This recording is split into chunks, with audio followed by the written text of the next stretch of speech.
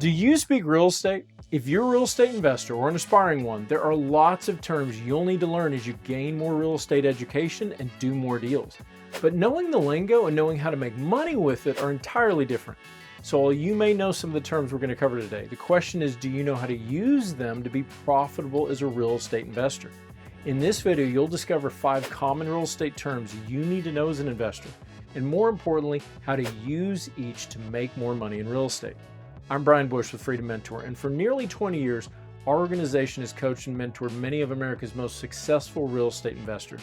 We've been a part of thousands of house flips and creative real estate deals, and we've helped countless new investors achieve success flipping properties in their own backyards without a lot of cash or risk.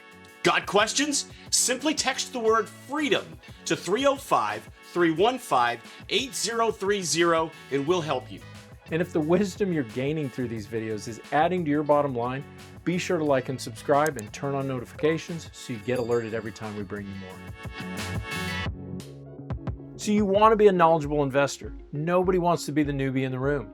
But knowing how to talk the talk doesn't mean you can walk the walk. While you've likely heard each of the terms we're about to cover, we want to go deeper and talk about how to use them to be profitable today in real estate. You want to be able to recognize opportunities and be prepared and positioned to act on them fast without wasting time or money. Let's start with flipping. This is a confusing term because frankly, it means different things to different people. Historically, flipping is buying a property, renovating it, and then selling it quickly for a profit. You typically buy at a discount due to the poor condition, improve the property's value through repairs and renovations, and then resell at a higher price than you put into the purchase and rehab to realize a profit. But what if the property doesn't need any repairs or rehab? What if you were able to just purchase at a discount because the seller was in a predicament and needed to sell fast? They couldn't wait around for a conventional sale through agents. Well, if you purchase and quickly resell at a higher price, then you're flipping. And we'd argue, even if the property needs work, if another buyer is willing to pay well more than you're purchasing for, whether another investor or a DIY buyer looking for a primary residence, then go for the quick nickel and flip the property for a profit. If you want to see the wisdom behind this approach, watch Phil's video, Secret to Flipping Houses. Next, very similar to flipping, but certainly different, is wholesaling. Wholesaling is putting a property under contract with an owner and then selling the property to another buyer at a higher price before actually purchasing the property. There are a variety of methods to do this, and they're affected by how your new buyer is purchasing, cash or a loan, and the amount of your spread, the difference between your contract with the owner and the contract with the new buyer. Now, some think wholesaling is illegal by design because you're acting as a middleman for a fee. And if you're not a licensed agent, you're actually brokering a transaction without a license. In fact, in a couple states, they've actually written laws to prohibit wholesaling.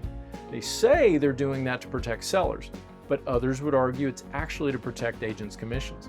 But keep in mind that the original contract the investor has with the owner makes the investor a principal in the transaction.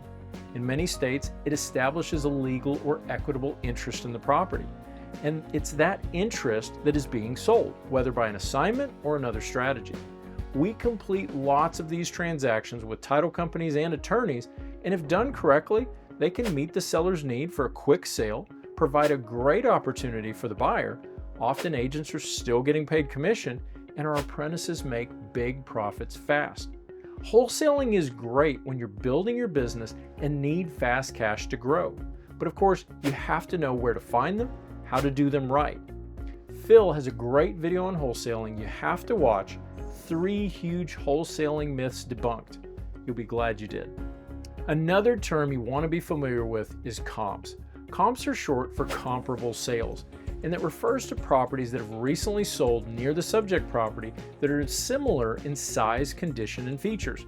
They're pulled from the official local property database, the MLS, the multiple listing service, and they're used by agents and appraisers to determine the market value of a property.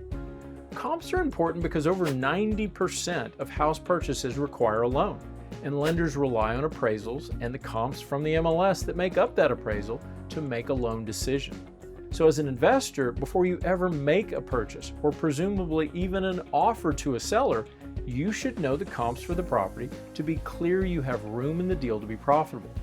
House flippers have to buy at a discount. And without comps, they could waste a lot of time and money on properties that won't be profitable. If you're familiar with the MLS, then you know the only people that have access to it are agents and appraisers. And therefore, the right relationships or resources are critical to your success. There are some shortcuts that can help tremendously that we teach our apprentices, but at the end of the day, you'll have to work with agents to access MLS comps to make profitable offers and purchases. The next term we'll cover goes hand in hand with comps, and that is ARV. ARV is an acronym for After Repair Value, and it refers to the projected value of a property after it's been improved by repairs or renovations, and it's used to estimate the investor's profit potential. So in short, ARV is what you'll sell it for after you fix it up.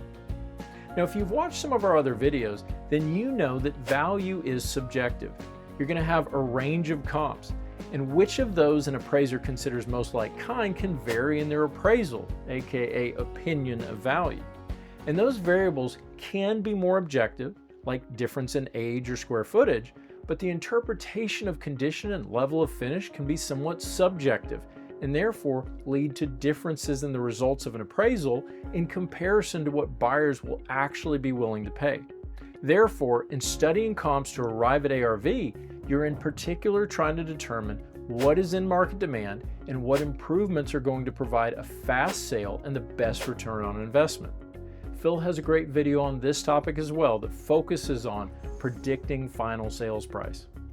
The final term we'll look at is creative real estate. Creative real estate is the use of unconventional strategies to buy, finance, and sell properties. This makes up a very small portion of residential real estate purchases, as most investors, agents, and even title attorneys are not knowledgeable about these strategies and methods. While they may be non-traditional, however, that doesn't mean they're not perfectly legal, as evidenced by the standard closing statements, line 503 of the HUD and section N number 3 of the closing disclosure.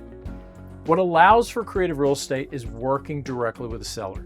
This is where you can get out of the traditional box of using cash or getting a loan and instead incorporate the benefits of creative strategies. They allow you and the seller more options and to move much faster. Now you may be wondering, what are these strategies and methods? Well, we're typically referring to seller financing, subject to, and even purchase options. We have some proprietary methods we only teach our apprentices, but the most common creative techniques involve seller financing and subject to.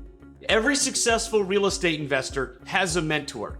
Get mentored by me and my team by applying to be my next apprentice. Click the top corner.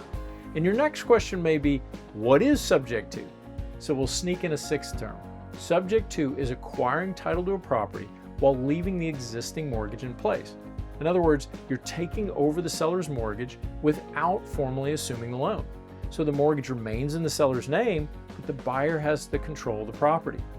There are some tremendous upsides to subject to, like taking over a 3% loan compared to today's high interest rates. But there's a lot of potential risk as well if you don't do it the right way. Check out Subject to Real Estate Explained Step by Step to get all the details. We've used subject to and a lot of other creative real estate strategies for decades and have made millions with them. But again, creative strategies require a lot more education and training, and you can't get that from agents or even a lot of attorneys. So whether you're looking to flip real estate, wholesale, rehab, or take on creative deals, if you want to achieve success without all the costly pitfalls, risk, and wasted time and money, you need a mentor. We've helped countless investors learn flipping, wholesaling, and creative real estate to forever change their lives. If that's what you're looking for, join our apprentice program and our team will mentor, coach, and guide you to financial success. There's a link in the description and in the top right corner. Be sure to get your free copy of my best-selling book, How to Be a Real Estate Investor, and that comes with the audiobook version as well. Click the top corner. Again, if you have any questions for us, text FREEDOM to 305-315-8030 or comment below. And if you have different definitions for any of the terms we've covered, let us know in the comments.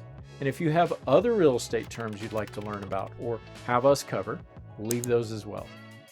I'm Brian Bush with FreedomMentor.com. If you gain more real estate wisdom through this video, be sure to like and subscribe for more. Thanks for watching.